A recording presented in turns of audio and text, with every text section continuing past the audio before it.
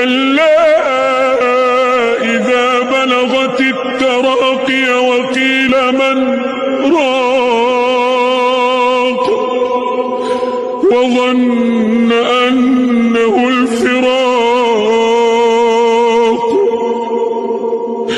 والتفت الساق بالساق إلى ربك يومئذ المساق فلا صدق ولا صلى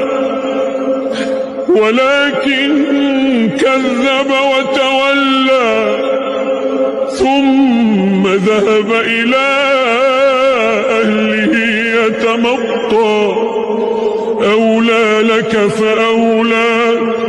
ثم أولى لك فأولى أيحسب الإنسان أن يترك سدى أيحسب الإنسان أن يترك سدى